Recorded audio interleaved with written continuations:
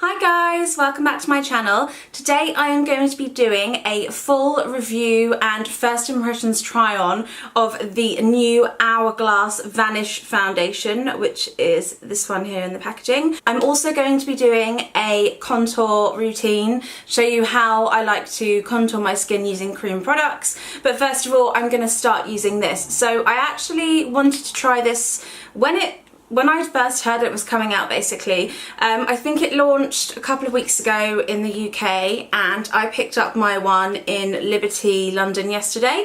It's quite pricey, it's £42, but you do get quite a bit in there. I'm just going to open it up for you guys to see. So I actually did get the shade Honey, and basically this is a really high coverage foundation. So I'm just going to get this out and show you. So the packaging itself is really sleek. I love the packaging of this. I love how you don't know kind of what this is when you pull it out, unless obviously you're a makeup fanatic. So like I said, I got the shade Honey, and you just twist up the bottom of the tube and the foundation comes out at the top. So this is Honey up close for you guys to see. I got this because I'm quite tanned at the moment, and also you guys know that I like to fake tan quite a bit, so I thought this was quite a good colour. It does look quite yellow, but I am quite golden at the moment on my arm, so I don't think this is going to be a problem. However, the lady that did serve me yesterday did say that because it's such a high coverage foundation, she recommends getting the shade up from what you would be. So if you have a look at a shade that you think you would be, basically they recommend that you get the next shade up because it can look quite white. Like I said, I'm Honey and I haven't actually tried this on all over yet, so this is going to be a first impressions video for you guys. I'm really excited to try it.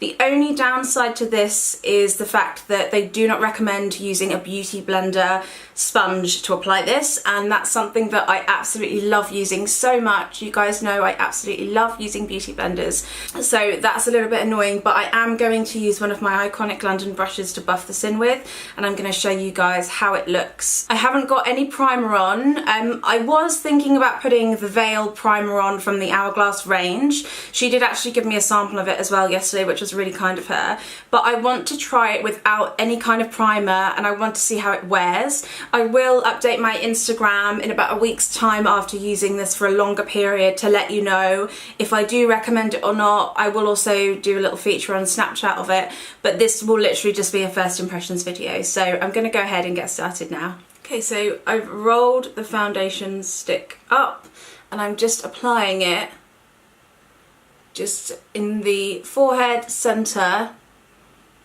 and cheeks. Just like that. And now I'm going to buff it in. So I'm just going to use my iconic London. This is the, what brush is this? I think this is 01. I'll find out, I'll link it below for you. I'm just buffing this in now. It's got really high coverage, so I know you don't need a lot of this. Now, this might not be the right brush for me to be using with this. I think I might need to use a different brush, but I'm just trying it to see what works best. I quite like these because I just feel like they really work the product into the skin.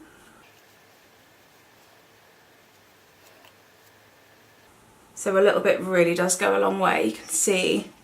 And what I like to do with this is I like to sort of go in circular motion, so I'm literally buffing it in.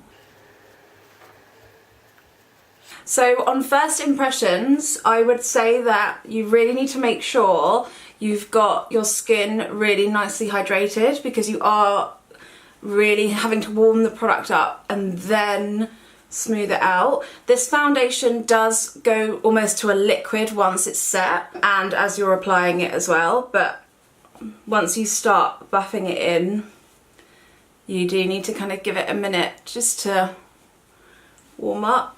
So the colour is actually quite yellow. I am tanned at the moment, like I said before, but they do have a really amazing shade range of this, so I am happy I got this colour, but I do feel like in about 3 months' time, maybe less, when I'm a little bit lighter, it's not going to work. So I've just applied a little bit more because my skin, I've had like a bit of a breakout this week, I don't know what happened. And I'm just gonna zoom in a little bit more for you guys so you can really see what I'm doing. Okay, so I really love these brushes, but I don't really feel like this brush is working for me, so I'm actually gonna continue blending with a different brush. So I'm now using my Real Techniques buffing brush, and already this is so much better.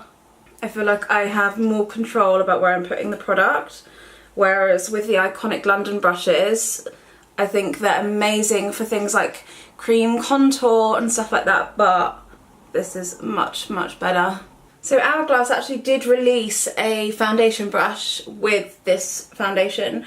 I didn't actually pick it up because I wanted to see what it was like without buying the brush, because not everyone that buys this foundation is going to afford to be able to buy a brush as well, which is going to probably be about £35–40. So although it looks amazing, so if you can get it, great. If you can't, this works really well too. Okay, so this is the foundation without any concealer or powder, and you can see that the coverage is absolutely amazing. So this would be really, really good for someone who loves coverage, is going to a special event and wants like a really perfect flawless finish. If you're getting married, I mean, I know that this isn't obviously typical bridal makeup that I have on, but this would be really good for someone maybe that has scars or wants to cover a spot or something like that. Something that's specific, because the coverage with this is really, really incredible. I feel like the first brush that I used really didn't work with it. So I went in with a more stippling type brush and I found that it worked perfectly. It's blended everything in really, really nicely. I'm just going to zoom in for you guys. So what I've got here is just a really nice even finish. I just think this is such a lovely foundation if you're going out and you're getting your picture taken, and I'm really happy I got it, and I think it's worth the money. I really do, because you don't need a lot. When you're using the right brush with it, you have a match made in heaven. Use the wrong brush and it will be a nightmare to work with. So definitely, definitely, definitely use a stippling brush. Okay, so moving on now, I'm going to put some concealer under my eyes. I'm just going to use my By Terry concealer. I really love this concealer so much. It's really nice and liquidy as well, and it's quite light. And I just absolutely love using this. I'm just going to buff it in with a slightly smaller brush this time, still using Real Techniques.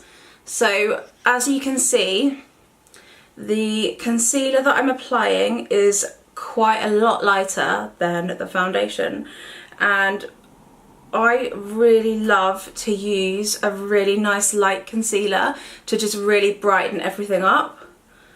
Obviously you don't want to go so light that you just look really odd, but at the same time you want there to be some real brightness under the eyes. Okay, so now moving on to my contour. I really don't like to contour my nose or anything like that. I actually think that my nose is a good shape. I'm not being kind of arrogant about my nose, but I don't feel like my nose is too big or that I need to make it look skinnier or anything like that. I do like to put a little bit of highlight just on the tip of my nose, but other than that I do not need to use anything. And I think the biggest mistake with YouTube videos or Instagram makeup artists is that you will see people contouring everything on their face, but they don't actually need to contour. So you really just want to do areas that need to be defined. So for example, I'm going to define my cheekbones because I actually don't feel like I have really any kind of bone structure in my cheekbones. And to do that, I'm going to use my MAC Matchmaster Concealer in number 9. This is a really, really good contour colour for anyone that's my kind of shade. I highly recommend these. These are excellent. They really, really work. So I'm just going to find the tip of my ear, which is obviously here, and I'm going to follow that area down and I'm going to make a small line. So that's what I'm going to do now. Just like that. Okay, and now I'm just going to blend that in with my Real Techniques brush, and I just go back and forth over this. Try not to blend it downwards because otherwise you won't have like a nice kind of sharp contour. You still want some definition there. And the trick is with this is just to really keep blending. Now for the other side. So just like that, so you can really see the definition now that I have in my cheekbones. So now I'm going to powder my skin. I don't think I actually need to powder too much, but I want to powder under my eyes, down my T-zone and my chin. So I've just got my Laura Mercier translucent powder. This is the loose one. And I'm just taking it just where I think I need it. I don't want to powder too much. Okay, so now I'm going to set the contour, and I'm going to use the Kat Von D Shade and Light palette, which is this one here. I get a lot of use out of this and I love it. So I'm going to use these two colours here. One of them is slightly cooler than the other. I'm going to mainly focus on the cool one, which is called Subconscious. Got a little MAC brush here. I'm just taking it and then tapping off the excess and just going over what we've already done. I find what this does is it makes it look a little bit more dramatic, and obviously it sets it because it was a cream concealer that I used to do it with, and I just want this to be able to really stay in place all day. Next, to highlight, I'm going to go in with my iconic London strobing stick, and this is in the colour Glow. I have been using this non-stop since I bought this in Harvey Nichols. It is just the most beautiful, creamy kind of champagne colour without looking too sparkly. So this is what it looks like. And I'm actually just going to take my finger. I like to kind of just take my middle finger because I don't want too much pressure when I'm applying this. And I've just soaked my finger in it pretty much like that. And then I'm just going to go in and pat this just along my cheekbone. And then I'm just going to put a little bit on the Cupid's bow, tiny bit on my nose, and then again on the other side. And then just to finish, I'm going to apply some blush, and I'm going to use Mood Exposure from the Ambient Lighting palette by Hourglass, and the colour that I'm using is the pink one on the end here. And these have got the most incredible finish to them when you put them on.